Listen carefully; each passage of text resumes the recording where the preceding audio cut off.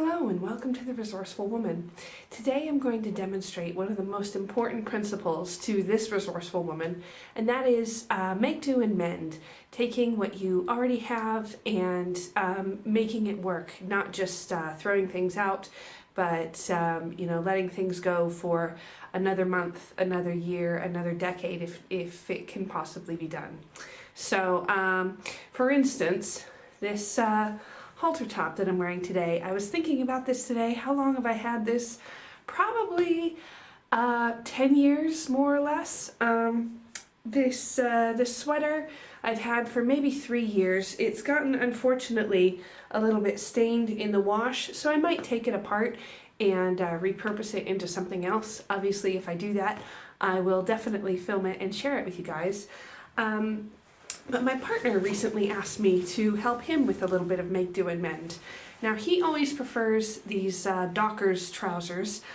He says that they fit him the best and they're really hard wearing. He has them for years. Now, we've only known each other for about 2.5 years, and I've never known him in all that time to buy any new trousers until just recently when he started a new job. He got one pair. But anyway, these trousers have been in his life much longer than I have, and they're getting a little bit frayed at the bottom here.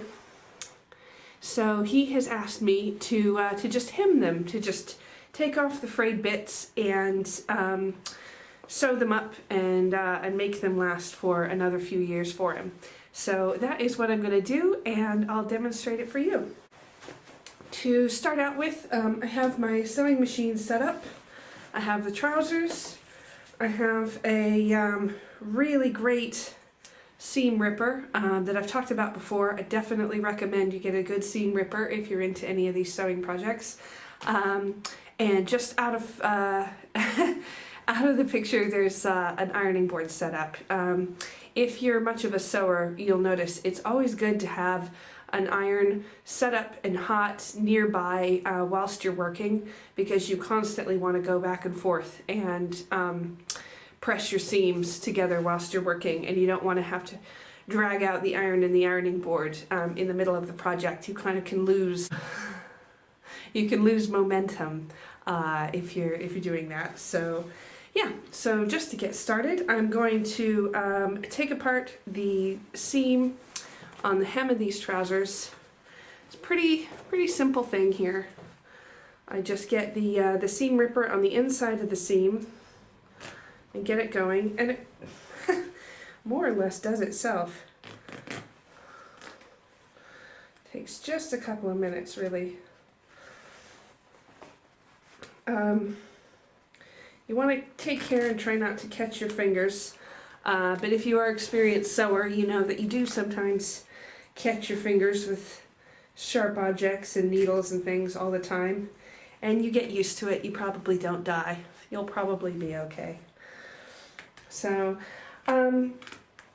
yeah, one of the reasons this is such an important thing is that with the rise of fast fashion over the last couple of decades, there's been a lot more waste in clothing. People, they buy something, they wear it once or twice, and then they throw it away. It turns out it's actually not that great to just send everything to the thrift shop anymore. That I've heard some statistics about, like, half or more of the clothes donated to thrift shops just winds up in landfill anyways. So there you have a blouse that, maybe you bought it for cheap, for a $5 or a $10 or something. You wore it once or twice and then you threw it out and it never got worn again. And especially, I don't know if you've noticed, the fabrics in fast fashion tend to be more synthetic fabrics. They contain kind of more plastics and things that don't break down so easily in landfill, so that makes it even worse. So I'm going to do some more research and try to provide you guys with some actual facts and figures.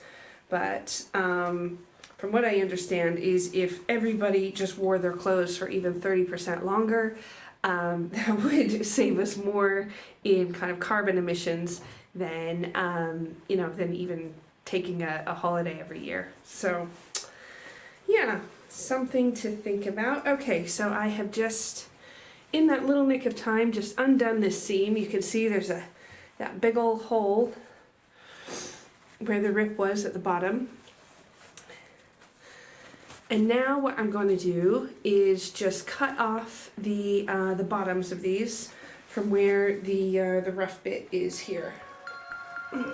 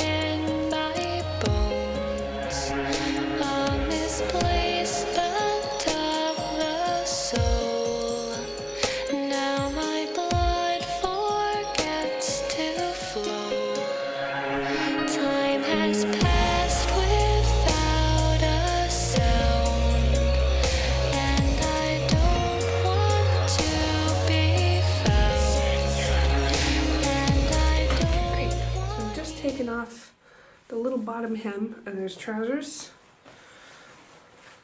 and we tested these beforehand on my partner that he's got plenty of room if I just kind of fold these up and make them slightly shorter than they were before. So that is always a good thing to test and measure before you start a project. Make sure you're not taking off too much fabric that you know, suddenly you're making a pair of high waters. So yeah, that looks good, and we'll move on to making the new seam. So here I'm actually going to turn the trousers inside out so that I can work with the seam on the inside.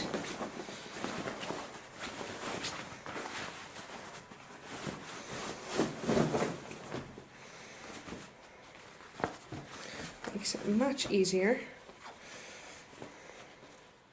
And then we can still see the old seam that I just ripped apart.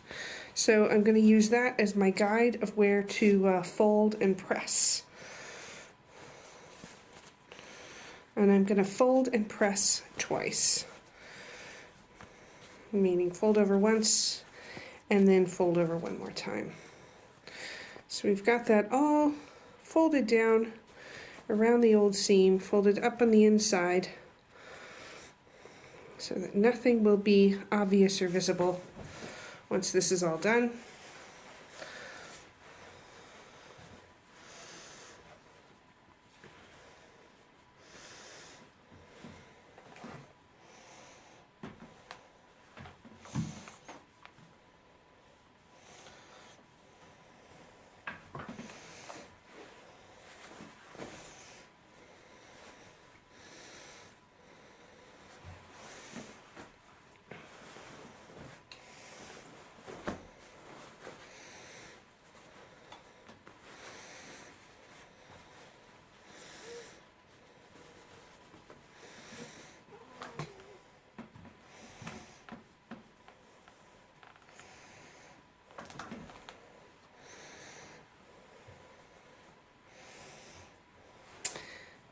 So that's one, and now we'll do it one more time. And we'll go with the same width as the previous. So it's the exact same width of what the hem was to begin with. It's just turned up a little bit. We'll get this all nice and even all the way around. That's a little wide. Getting these slightly twisted.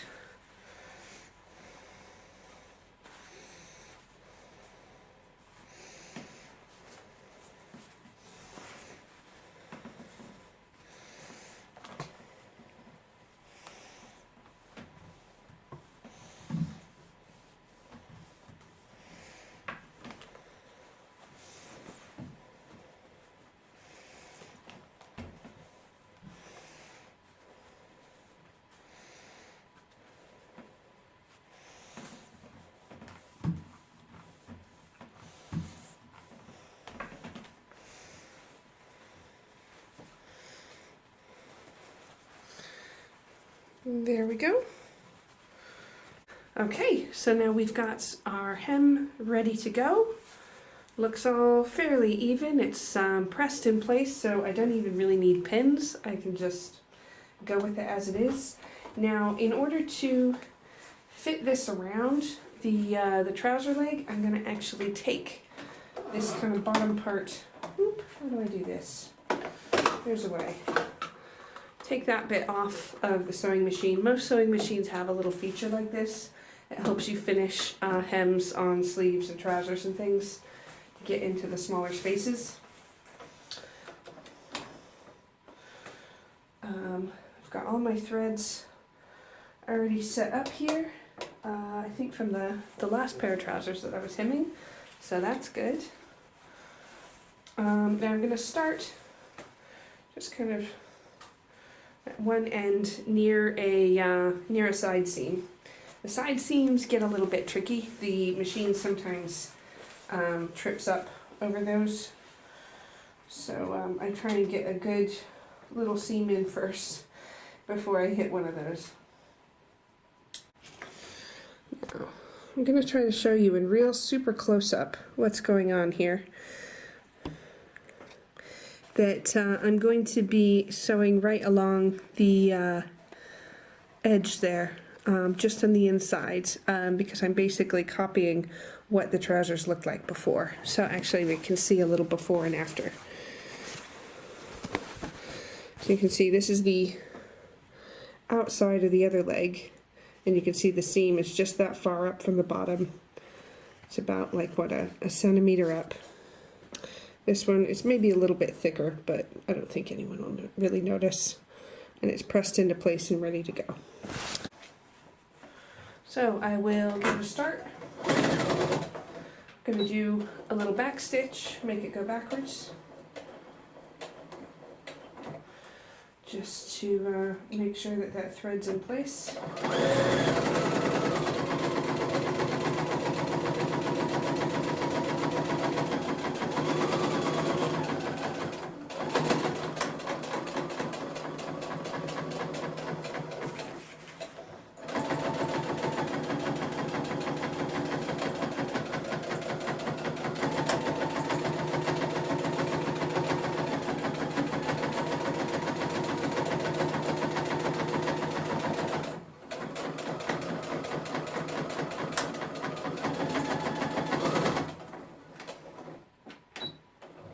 And then when I get to the very end, I do some back stitches again.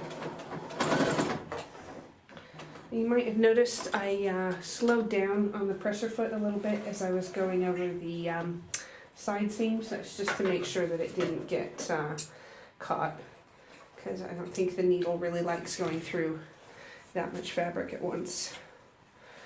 So I just take all of my threads, trim those.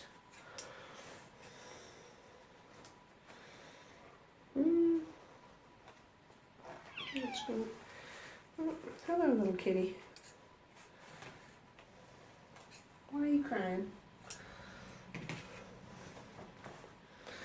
I'm going to turn this back the other way around.